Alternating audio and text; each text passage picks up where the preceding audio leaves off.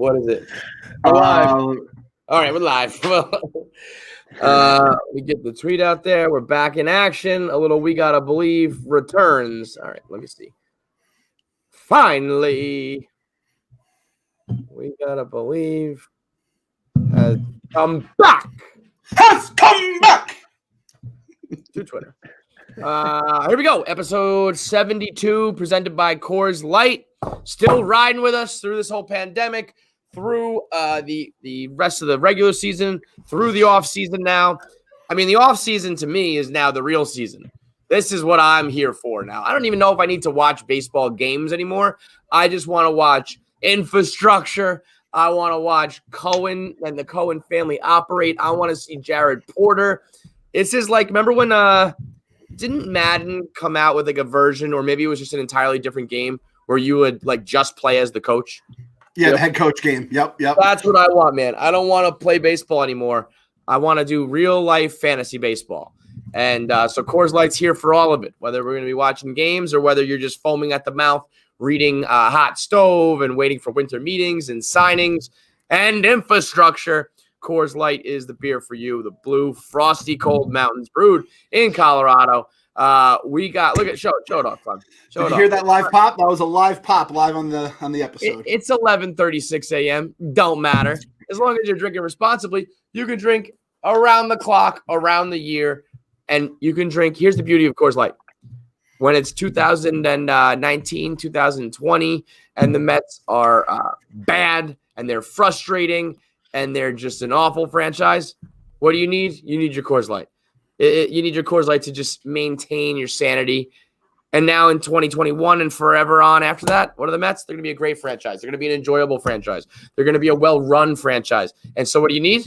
Coors Light. Because now you got to celebrate. Now you gotta clink and toast and drink for the good time. So in good and in bad, in sickness and in health, in poor and for richer or poor. I mean, really, when you think about it, we proposed, the Mets and us got married, and all of our vows were the bad side of things.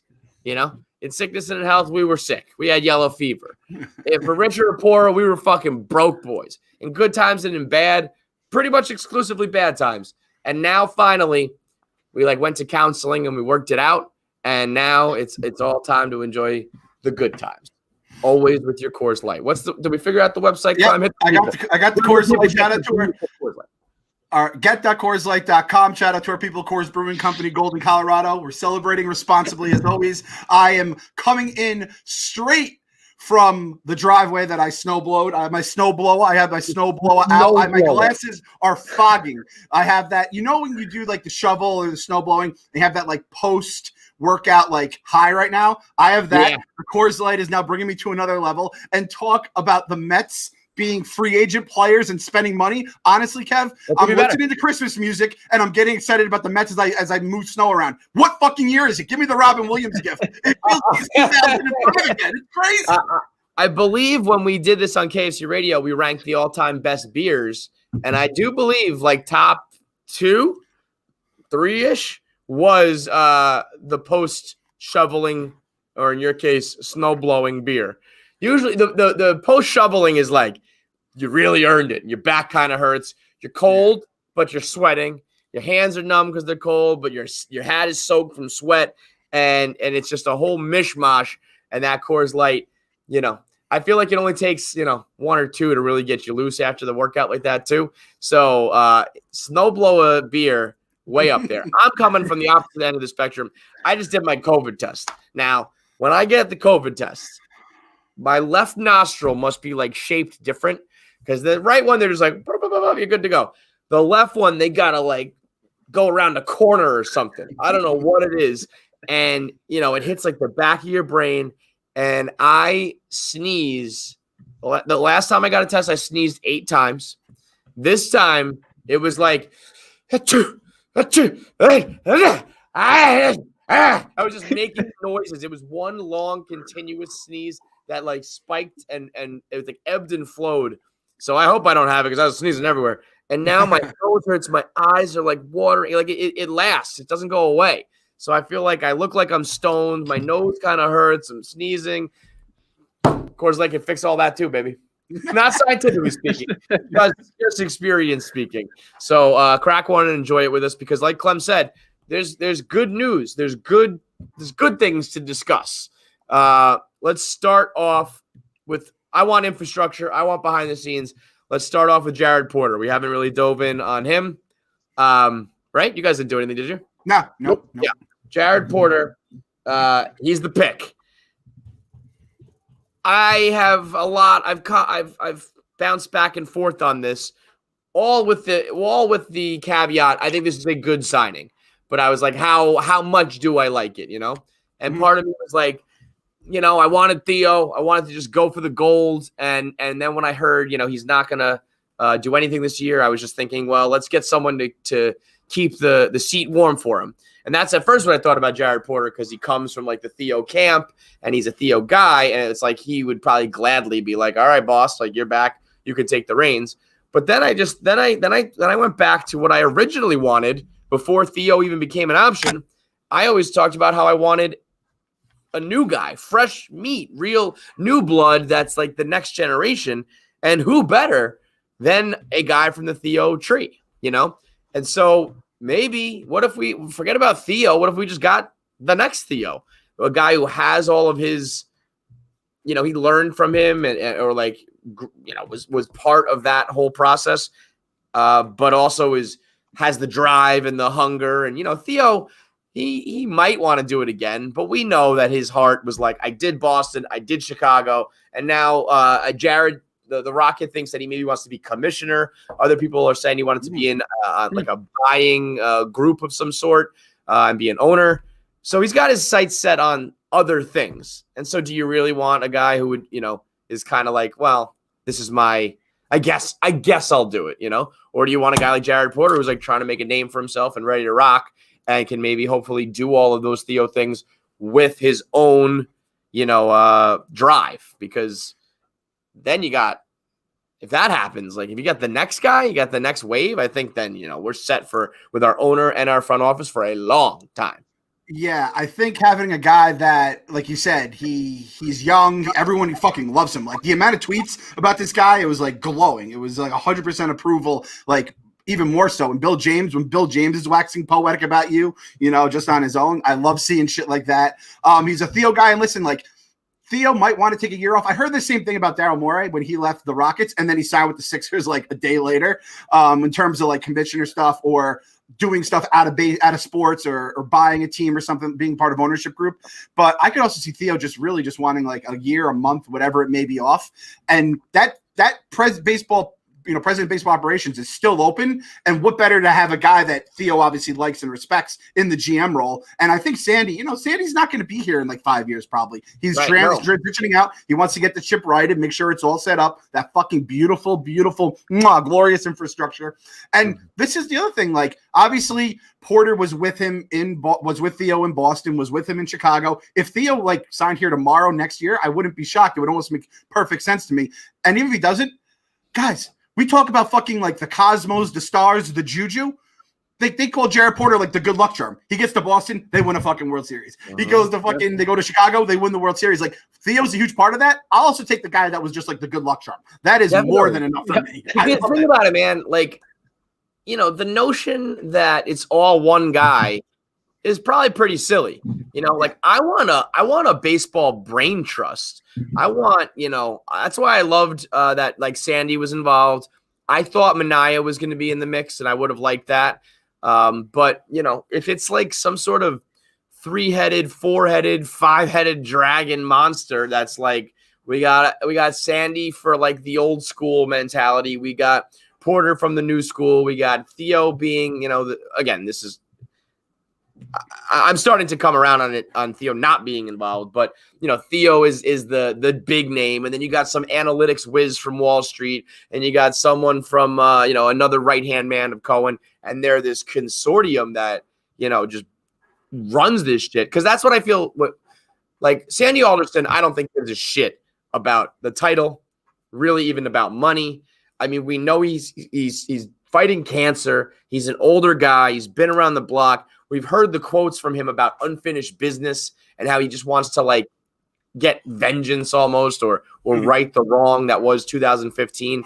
I don't think he cares if he does that as the Pobo or the GM or whatever you want to like. I feel he's like, whatever, fine.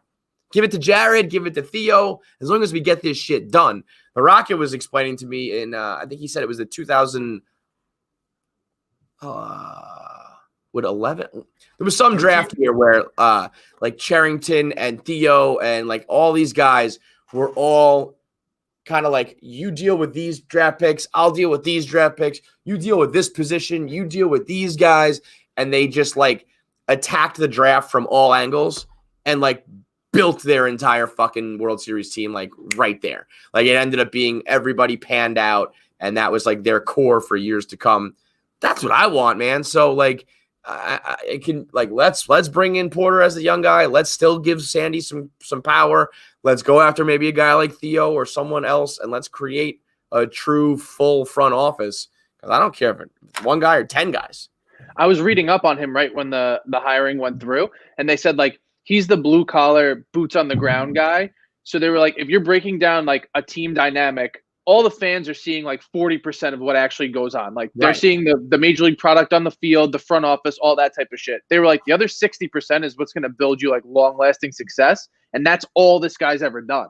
They were like, he was in a meeting with a boardroom of people on some trade, and everyone's like, we want these two players. And he's the only guy like, no, this is the guy you want. He's younger. He's got a higher ceiling.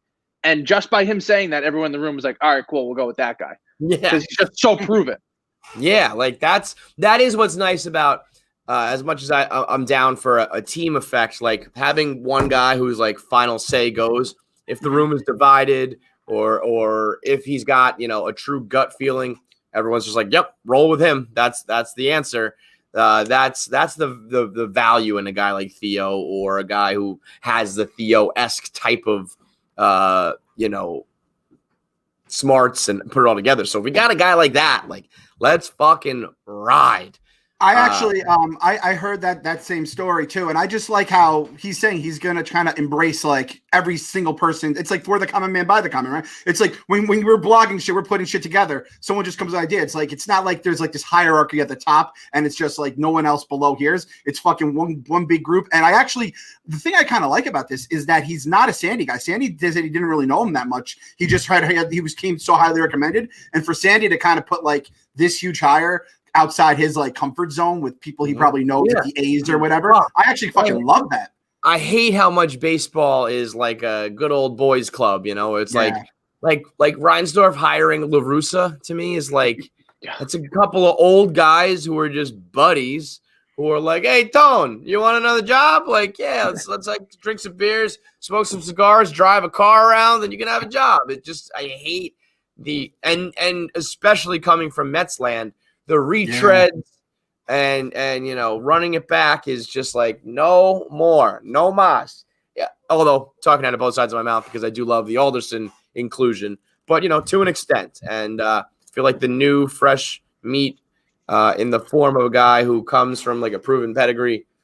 Let's fucking ride all about it. And it sounds like the succession line is already in place because Sandy was with Carton yesterday on the Fan, and he said, over the next 3 years, like it's going to be a learning curve because he's never been like the guy. And he's like, the more as he comes into his own, the further back I'm stepping. He's like, so over the next 3 years, like I don't plan on having anything to do with baseball. I think that's Sandy is like not having any ego in the front office like that is so fucking huge, man. I love that. So hopefully front office is set or, you know, at least completely pointed in the right direction as pieces continue to move. Are you guys concerned that he wasn't an agent though? Like he doesn't, you know, does that concern you that he hasn't dealt with players as a fucking agent in a goddamn front office role? What a fucking bunch of jabos we have in our front office. God, it's so crazy to think that like just a short while ago, that was us. Like, not anymore. We fucking purged completely. Like, we flipped the script. We got a fucking makeover, man. We just did Extreme Home Makeover. Stevie Cole was like, move that bus. And it drove away, and it was a whole new fucking, a nice, shiny new GM and president, and everybody, like, it just feels so different now already, right? I mean, I know Yankee fans and other fans are kind of clowning Mets fans, being like, we're already throwing a parade and we've anointed, this guy and that guy.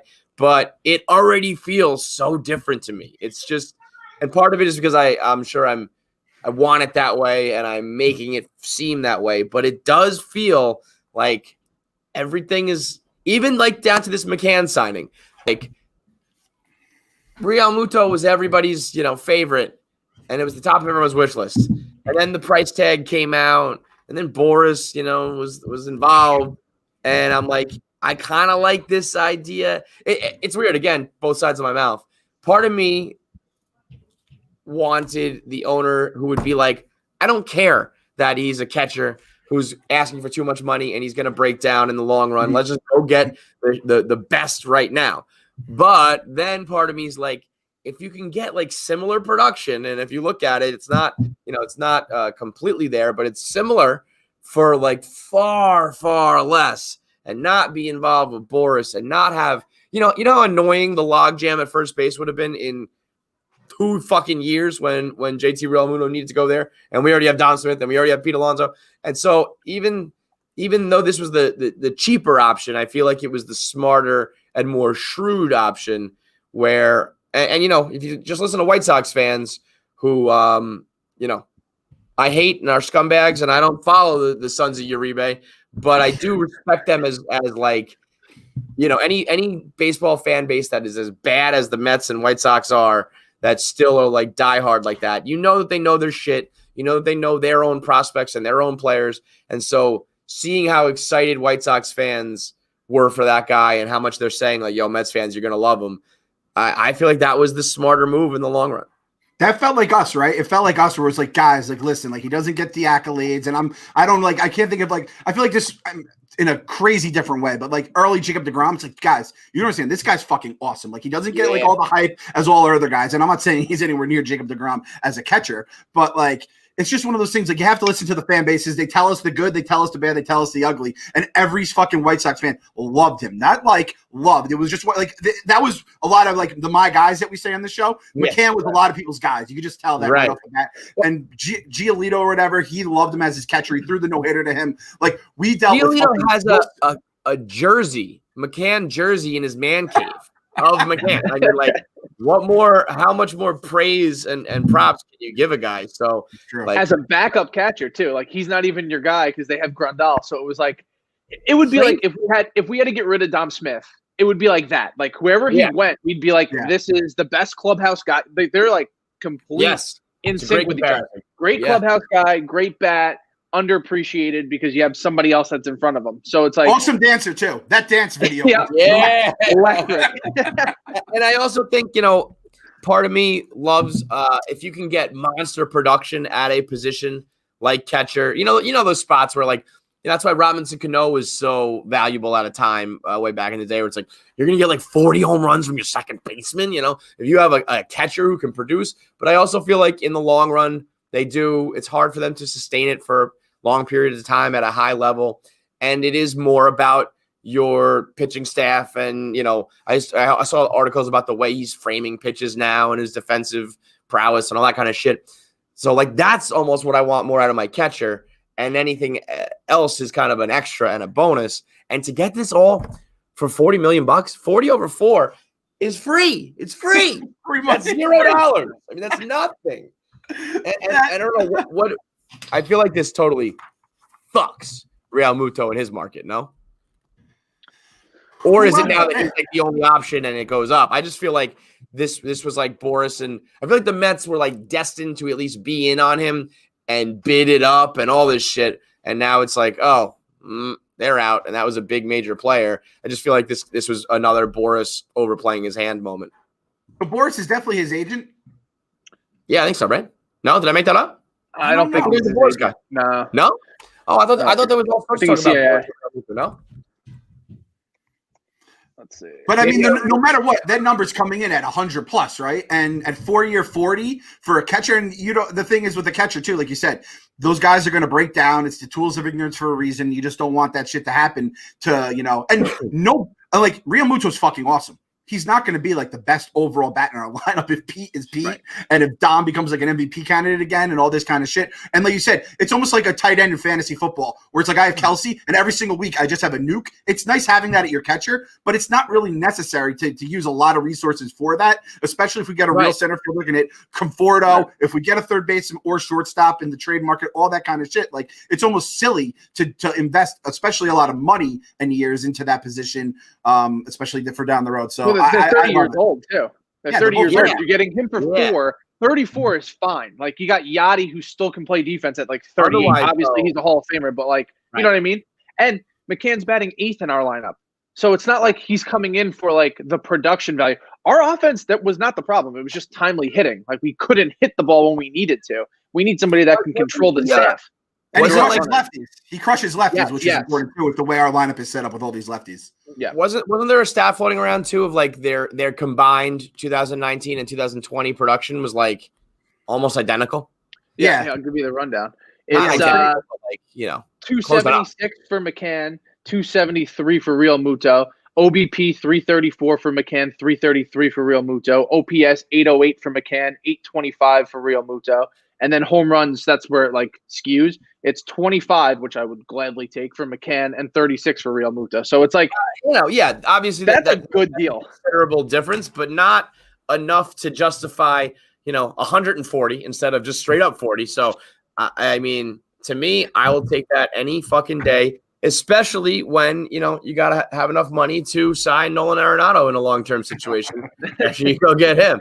I mean, Mets fans, any Mets fan who wants to keep the farm system intact instead of going after a guy like Nolan Arenado, I hate your guts. I hate you.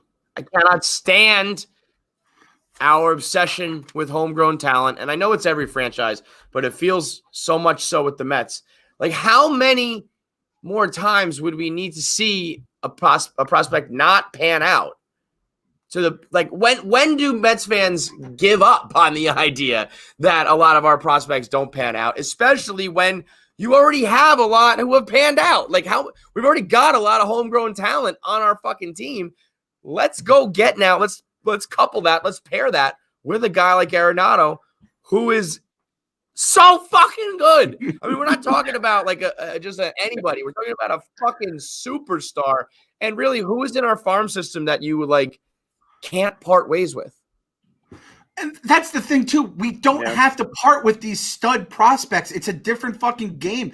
Arenado has a humongous contract post-coronavirus with a no trade clause. The Rockies are just like, listen, don't like make me look like a schmuck here and like take back fucking like Fred Lowry if he was even on the team or alive anymore. Like it's like, guys, give me a couple little pieces. Could even be like a Cano's deal. Like we said, could be in it somehow. I don't really know. But it's like, fix your problems, we'll fix our problems. You guys eat a shitload of money, and it'll all work out in the end. And that's kind of like with Lindor too. I think like Mookie Betts gets traded in any other sport, a Mookie Betts level player, and you're getting back, as monster pieces. I feel like the Red Sox couldn't get back as much as they wanted because he was a free agent that was gonna make bank. It was basically you were trading that massive deal was part of like the negative side of it, and that's going to be the same thing with Lindor, with Arenado. Sandy said it himself too. He's like, you're going to be taking these back, and it's almost like free agency where you're not giving up the premium prospects. Now, a guy with a ton of control, you're going to have to give up big prospects for a guy with a bunch of control that's coming at a bargain, but that's not how it's working right now for world, especially in COVID land. Why don't we just pay the whole fucking thing? You get nobody in return. Like, we'll just take all the money. That's why, we discussed this on CCK. It's like they're not moving him for they need, they want a boatload back to start to rebuild and a whole new core. They need the money. They can't pay the money. So let's just give them the fucking all of the money. That's what we have an abundance of. That's what Steve Cohen has plenty of. Now, the no trade, he has a no trade after next season. So it is more of like, it is kind of like a rental situation in that regard. So even more, like, I don't think you need to give up a ton because there is the possibility here that it's like, well, we might only have him for 1 year and that. So we'll give you, a couple of names and we'll take on all that money. I actually I think it's a better trade than Lindor. So for Lindor, we already have 2 people who could play up the middle. Like we don't have a third baseman. Lindor, at least we have like Jimenez and to a lesser extent Rosario. $127 million for Arenado.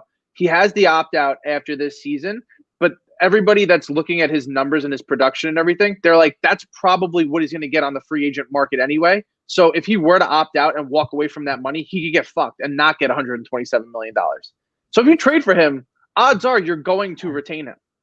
I feel like, I mean, it's still a lot of money. I feel like he'll get more, though. You think it'll be like that on the nose that, like, I mean, he's a fucking prime time player. And I know everybody says, like, well, Colorado and out of Colorado, it won't be the same. I don't know, man. That guy is he's the real deal. But again, okay, fine. So either A, you're right, and it's similar money, and so, you know, it is a situation where you can retain him, or it's, you know, a little bit more. But again, like, this is the guy worth opening the checkbooks because, like I said before, you have a lot of the homegrown talent. It's on your fucking team already. You know, you have a lot of guys that came up through the system. How many more do you want? You can't have a team that's completely comprised of homegrown guys. It's just not possible. It would be great if you could, but when you've got a whole bunch of them already, how could you not? And again, who are the prospects that you are so afraid to move? You know, there's nobody that you guys know better than I do, but like, are there any guys out there who are? I don't think they'd ask for them. That's the thing. That's the weird part. Like, I don't think they'd ask for like the first round. I don't think they're asking for like Crow Armstrong, or like maybe they asked for Beatty, who was the first round pick a couple years ago. But like, but again, even those guys, they're not the types that like everyone in baseball knows about, and we're all like waiting, foaming at the mouth for the day that they get called up. They're just like, they're good prospects, and they're maybe going to be good players. But for a guy like Arenado, and that's an interesting one. I mean, I had my heart set on Lindor, but yeah, I mean, to me, that's like pick one or the other and fucking roll, because they're both major primo primetime players. I don't know if I'm ready to say that we're set up the middle, though. I don't know if Rosario and Gimme Jimmy are like, I don't know if certainly not Rosario. Jimenez, I think, is still like a nice player, but I think I don't think he's an all-star. I think I know we can handle an upgrade up the middle. I think I'd be okay with that. But again, I'm thinking of it more left side of the diamond, kind of like, give me Arenado or Lindor and let's fucking go. And the idea of fixing that third base hole. Third base is a mess, you know what I mean? So there is some value in that. It's a cursed position, right? It definitely feels like I mean, they killed David Wright. David Wright played anywhere else on the diamond, he'd still be in our fucking lineup right now. I'm convinced of that. But yeah, Gimme Jimmy, like nothing from last year seems real, right? Like Peterson, anyone that like even like fucking guys on other teams like rookies of the year. It's like, well, it was like the 60-game Corona season. Like I got to see it for the full year. By the way, I went to 2015 to 2020, and I went through every single third baseman that Baseball Reference lists as your starter, you know, like in like the starting nine. Yeah. 2015 on. Ready, boys. This is a trigger warning for anyone listening. Eric Campbell, Jose Reyes, Wilmer Flores, Todd Frazier, JD Double Davis, Double Davis. Who, I mean, I love the guy. He can't play third, though, but that is bloody. Yikes. Bloody fucking. That really is. It is a cursed position. You're right with the Mets with spinal stenosis, David Wright. When you think about Justin Turner and like what could have possibly been and what became for another team, there is some ugliness there. And what, Melvin Mora too, right? I mean, remember he went on to that 70 for the Orioles. You know, that was another one that was like, Melvin Mora was my Kalenic, and like he wasn't as like celebrated. I hated that trade the minute it was made, and then Mike Bordick made that error in the World Series, and I go, that was the guy we just traded Melvin Mora like the next 10 years. He always looks sad though, Melvin Mora. Like you know, like I think they traded him to look sad. And I don't blame him for that. You don't want to have a guy who feels sad. He had the Mr. Grumpfish, Glenny Balls, like permanent frown face. It was impossible. Like you can't always be sad.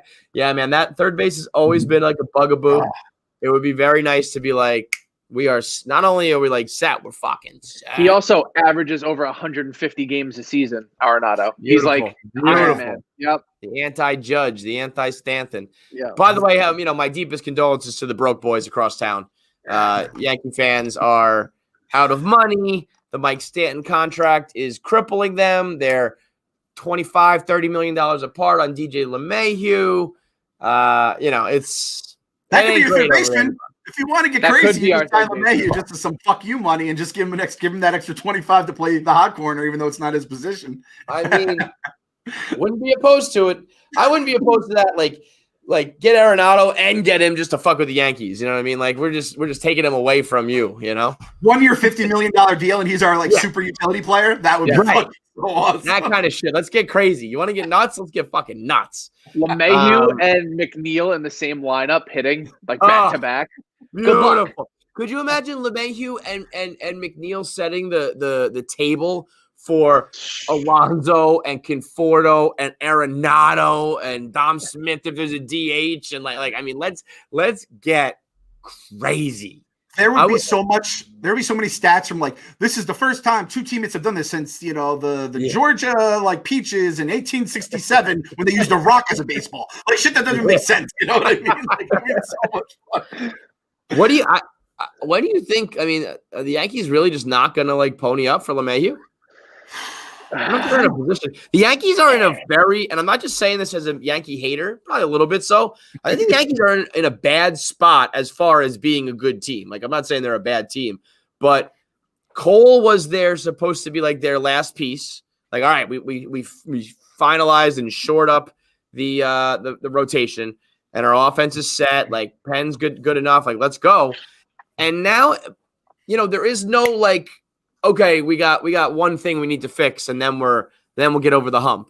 Their rotation is going to be. Tommy Smoke says to me the other day, "Well, we just got to figure out 3, 4, 5." I'm yeah, that's a fucking and two's not exactly what you really want it to be. That's a huge part of a fucking 5-man rotation, Tommy. And what's weird for them is their core is good. But it just doesn't seem to be good enough. It just if there was a hole, you could try to fill it, but there's really not. Yet at the same time, they're all young enough and good enough that you don't want to trade any of them or get rid of any of them. But I do feel they kind of need to blow up some of it, unless it's just we haven't been healthy. And that's the other thing though. It's are you ever going to be healthy? And I guess you could think it just hasn't all clicked at the right time, and maybe this will be the year. But I don't know. It just seems what would you do if you're a Yankee? Yankees front office. What are you doing? I mean, your boy JJ has been on the trade judge wagon, and I've quietly been nodding my head. I'm the Kombucha girl. I'm I have no qualms about that, man. If you can get the haul you're going to get for that guy, and the amount of games you'll see actually on the field, that's what I mean. It feels that's the type of move you need to make. There's no more just one last piece or put a Band-Aid on this. I guess unless you're just going to think that a lot of the young guys are going to just take another step forward and be that much better, and that's the difference. But, what if there's some regression? Or what if there's, and you couple that with some more injuries, and then the rest of that rotation stinks behind Cole? I don't know. They're a good team that if it all clicks, they'd probably be set. But it just hasn't clicked for several years now. Sooner or later, Glaber's going to turn into he's going to be a teenager. He's going to start getting old, and you have to start worrying about him. I mean, is Mel Gary even the best catcher in New York? I think James McCann's the best catcher in New York based on the White Sox fans, the way they react to James McCann compared to the way Yankees fans react about El Gary. I think James McCann is the best catcher in New York Gary right now. Sanchez fucking sucks. He's going to be lucky if he starts. His fat fucking name. I just get out of here. I'm so sick of hearing him. Gary, you fat Gary. Get lost, dude. Lou Voigt, the meathead. So yeah, I don't know, man. It's just so nice not to have to worry about. And I hear them chirping us. Oh, where's Uncle Stevie's money? Oh, blah blah blah. It's we're not just gonna buy JT Realmuto because it's he's the number one guy in the market. Because I don't want to be what you guys are in right now, where you just have a bunch of contracts by guys getting older, and if Realmuto gets hurt, we're completely hamstrung. I want to spread that money around. We're fucking not spending like sellers. I have no problem with the pace at which we're operating. I think some Mets fans, we would always talk about it, and I'm all for it. But if you don't go make a splash this year, I'm okay. I slow and steady, man. It's a marathon. It's not a sprint. I've been waiting my whole life. I've been miserable for 30 years. Like, I don't need it to be overnight. And also, I'm looking for that sustained long-term success where, you start now and start building, towards something the right way. And so Jared posed this question to me because we were talking about Theo Epstein, and I guess this discussion was more under the idea that we go get Theo next year. But let's say it's not Theo. Whether you want it to be under Theo Epstein or not, irrelevant kind of. Would you sign for a Cubs type of run where you early on get the ring and people are like, yo, this team is set. Like, they're going to be in it for years to come. The NL is theirs for the taking, for the next 5 years. And you make the playoffs a few times, but for the most part, it's all kind of a flop and a little bit disappointing. But you got your ring within the first 2 years. Yeah, 100%. I think, I feel like everyone in '86 made that decision for us when they were like, "I'll do anything right now if the ball goes through Buckner's legs." That was the example I used. Yeah. '86. The fans and the players from that era will tell you that it was actually a great disappointment because they thought they were going to win 3 titles and they only won 1. But as much as you do hear that in the deep discussions and from the people who were really there, we also talk about the '86 Mets and how they were the greatest and the bad guys won, and that's all that matters. And, it almost makes the other years, even though they didn't win, I always hear about '85 and how everyone was like, oh, you could see the pitching was coming. And because '86 happened, other years become memorable and enjoyable, even if they don't result in championships. And beggars can't be choosers. I would take it. Ask the Buffalo Bills if they would like to go to one Super Bowl and win it, or go to all the Super Bowls they went to and never win it. It's yes. And it's also, we're not operating in a vacuum. The Nationals have Juan Soto and are good. The Braves have Acuna and Albies, and their pitching staff is pretty set. We could have a great team for all these years and just not make it or not make it through because the other teams are good. Winning a World Series at any point, yes, fucking hard. It's really hard to do. So you don't get to pick when or how many, or it's you just let's get to fucking 1 first. What about if I told you it's gonna be a Dodgers run? You're gonna win the division 10 years in a row. You're gonna go to the World Series multiple times, but you can't get over the hump. We've got all the talk of with minus the ring, but everyone's kind of it's a Mets town and the Mets are the better of the teams. Let's say during that 10-year run, the Yankees also continue to struggle. And it is we are not the laughingstock anymore. We are decidedly in the mix and to be feared every year for a long time. But the one thing missing is that elusive chip. Would you sign for that? I mean, if you tell me there's a 30, I don't want to just sign up for just edging myself, basically. Okay, so that versus the Cubs. I mean, I guess you just got to be in the tournament to make it, right? And then you go, as a Giants fan, it was all right, all we got to do is make it to this stupid thing. And it never made any sense when the Giants would win with Eli. It's oh shit, we're in. And then we would just be oh shit, we won the Super Bowl. This is awesome. I guess I take the Dodgers way because I feel, and that's what I feel is going to happen with Steve Cohen. I feel we'll be sustainable. He's not going to allow us and whoever he hires. So you're picking no ring? Oh, no, I thought you meant there's 1 year where you could win. I'll take the 1 over anything.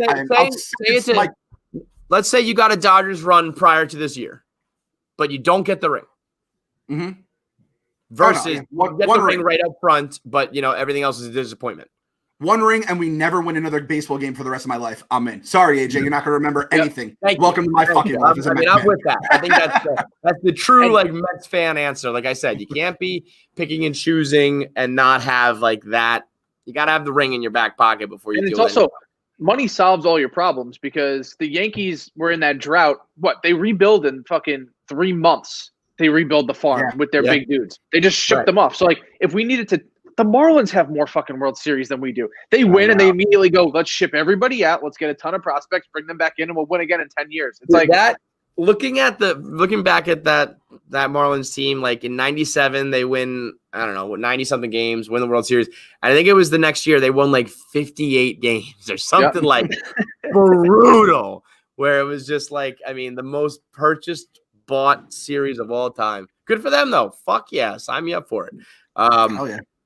What I think we can all say with certainty is the one future I would not sign for is the one that Alexander Emmanuel Rodriguez was planning for the New York Mets.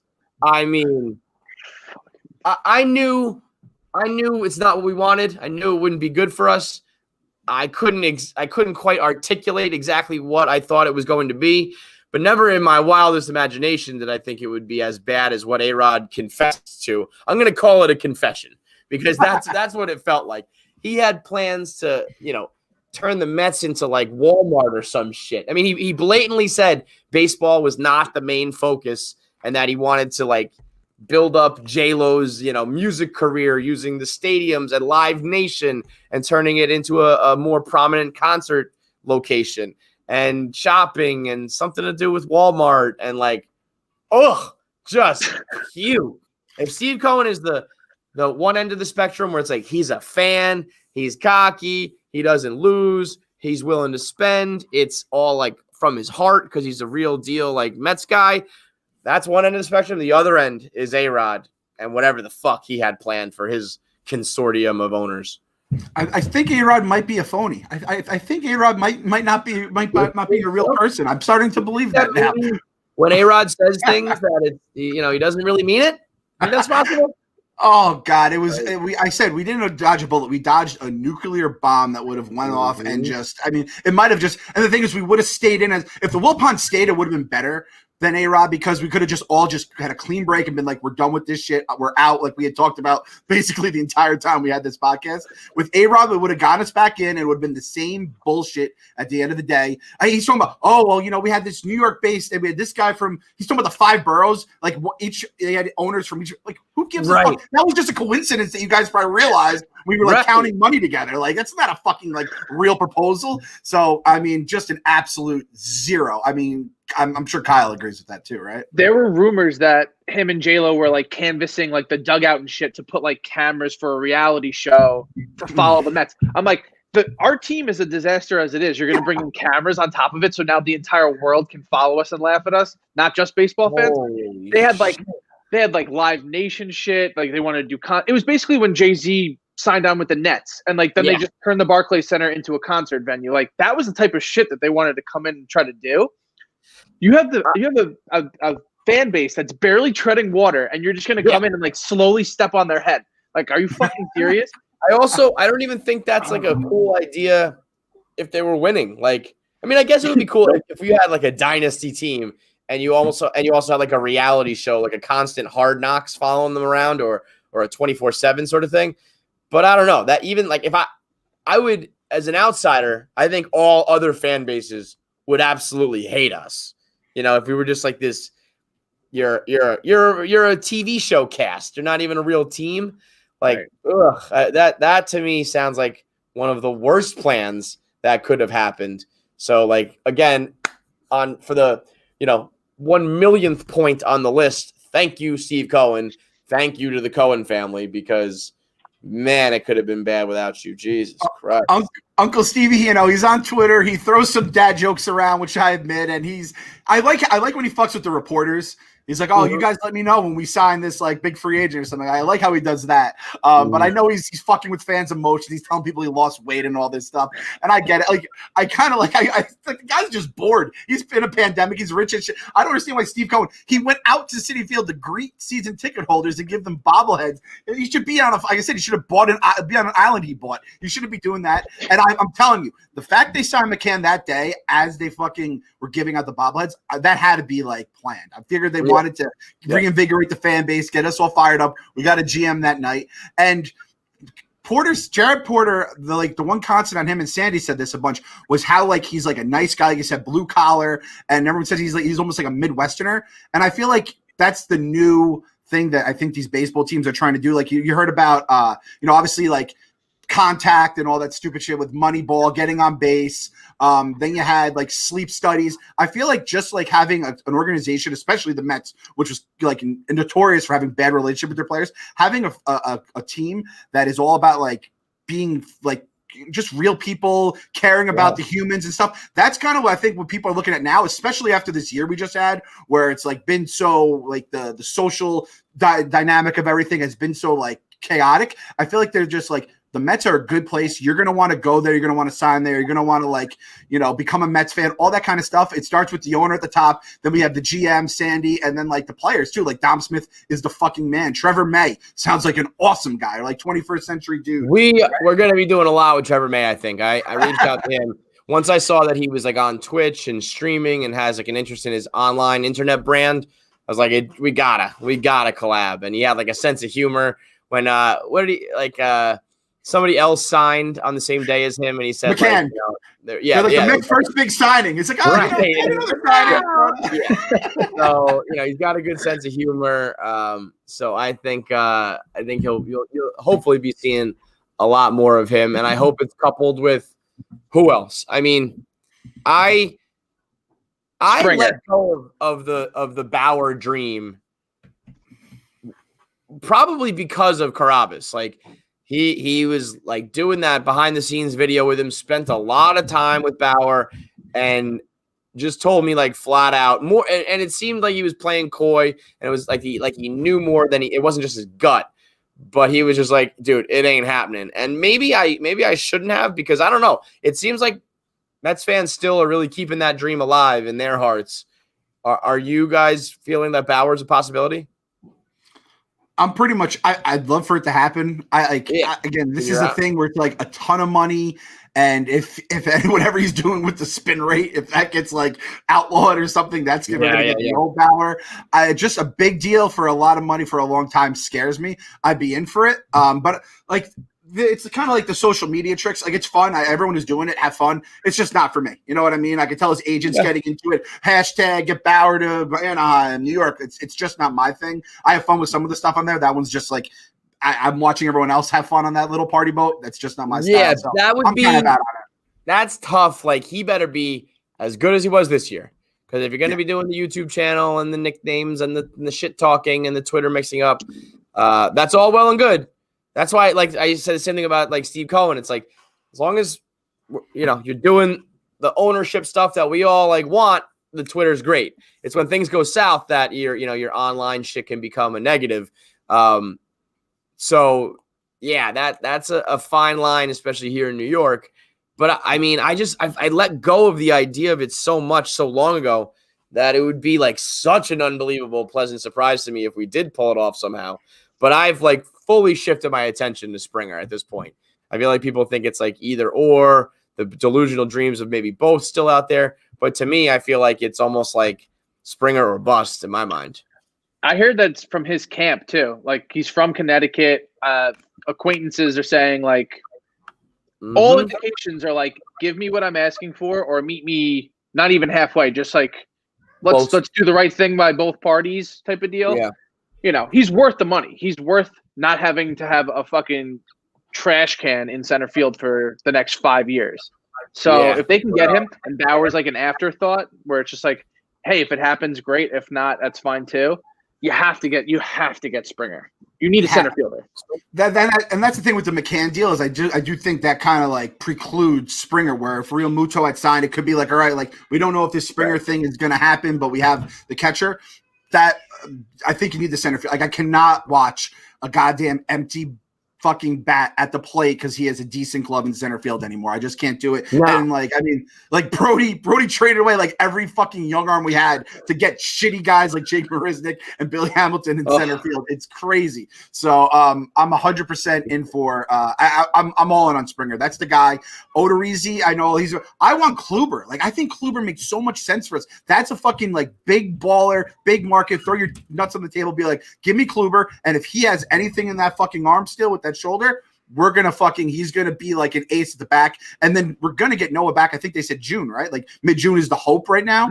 Yep. I mean, and I think Lugo's gonna be in the rotation as of now, because I think it's DeGrom, I think Stroman, Peterson, and then I don't know, like between the back end of the bullpen already has Diaz, it has May, it has Betances, it has, Familia making a shitload of money. That's 4 big right arms. Like, throwing Lugo in there would be nice, but if we get Hendricks too, it's like at some point it's like you just don't have room for all these arms. Right. And you have Lugo who can start, and if you want to honestly give him a shot to start just to do well by him, or because you think he could be a good starter, like I don't know why he couldn't fit in as a 4. I'd love to, that's my guy. I'd love to have him in the bullpen too. But I just think, I don't know. I think Odorizzi or Kluber is kind of who I'm looking at there. Those are my 2. Springer, that, and then, if you want to get crazy, can we do Springer and fucking Lindor and Arenado? Can we just go fucking smaller?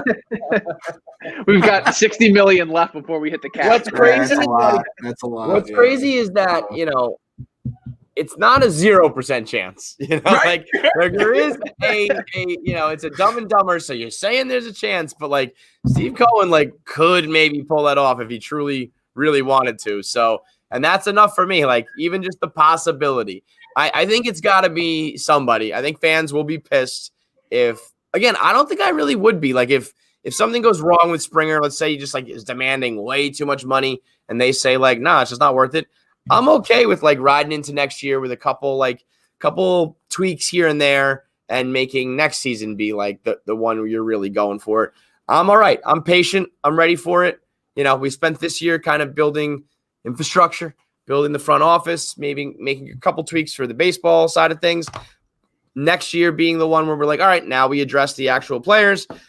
I am okay with that. I feel like we're trending in the right direction, have a good enough young core to like you said, Kyle, they weren't bad. It just didn't click. And if some luck breaks their way, and just have a good competitive year, and then next year and the year following is when they really are making true Uncle Stevie splashes, I'm okay with that. I hope Mets fans will be somewhat patient. He gave a 3 to 5 year window. That's not long. You can at least give him that window. Don't demand it be done in 1 year or 2 years, because all he's saying is just give me 3. It's not too much to ask. So don't be fucking spoiled assholes about it. Remember where you came from. Remember what you suffered through, and recognize that 1, 2, 3, 4, couple that many years, not that big of a fucking deal. Kevin Clancy, fucking preaching patience. Look at this. He's a changed man. I've always said my hate and anger was never out of it has to happen right now. I've always said, that's why I liked when the New York Rangers a couple years ago wrote that letter to their fans, and they were like, here's what's happening. We're going to suck. We're trading, we're purging this place. We're basically tanking, and we have a plan in place. And then they got the number 1 pick or whatever. And we made fun of them for that, because you can't just tell your fan base hey, we're going to suck.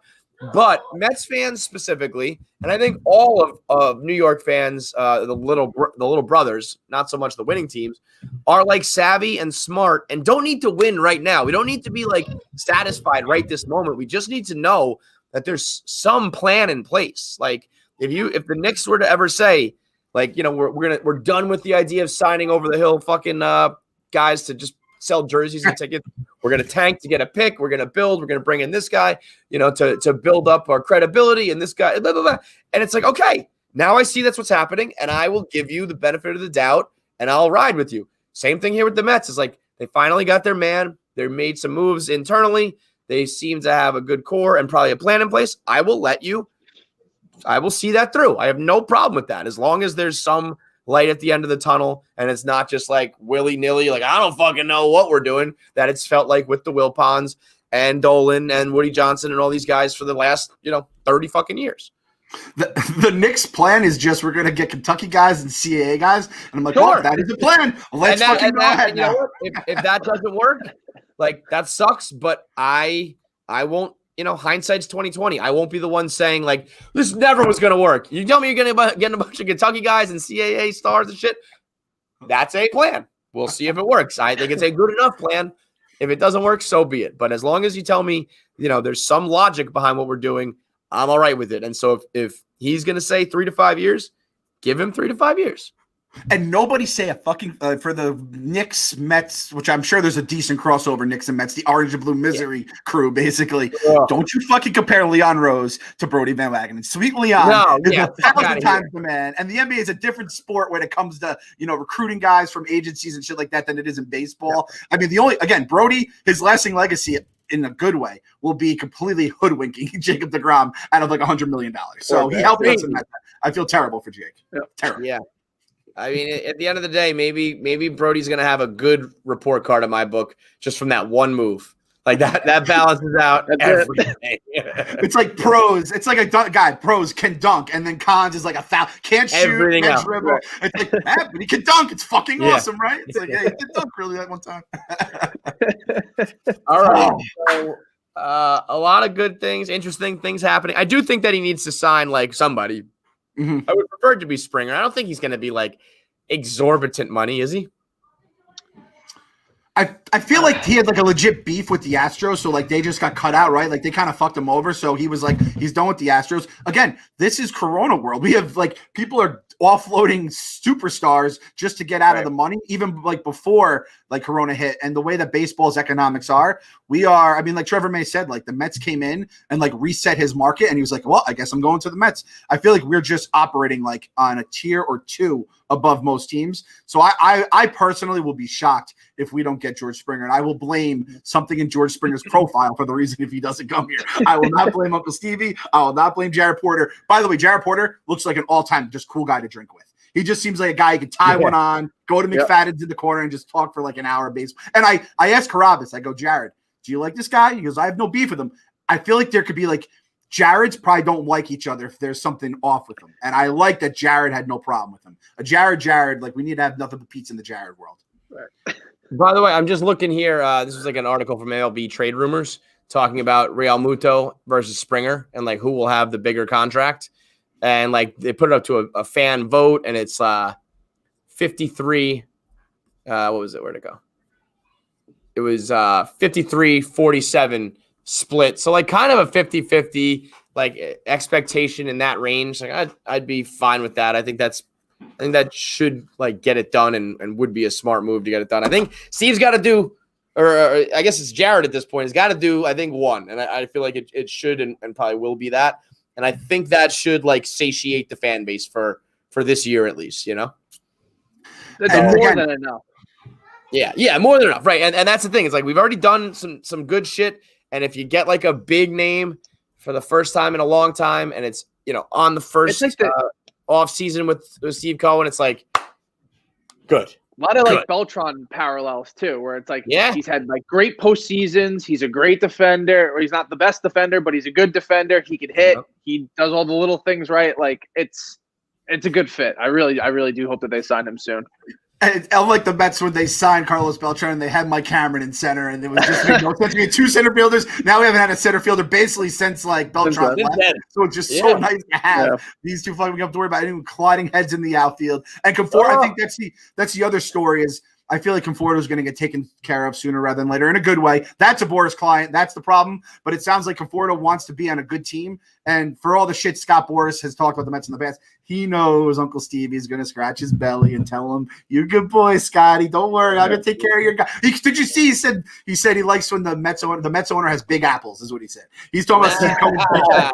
When Scott Boras is talking glowingly about your balls, you have some fucking good cash behind you. So I thought Real Muto was a Boras guy this whole time. I guess every time I saw the name, they were talking about Harper and the Phillies and Real Muto. So I just always kept seeing Boris's name linked to them. I guess knowing that he's not a Boris guy, maybe there was more potential. I mean, if Real Muto ends up signing somewhere for like far less, will that make you sour on the McCann deal?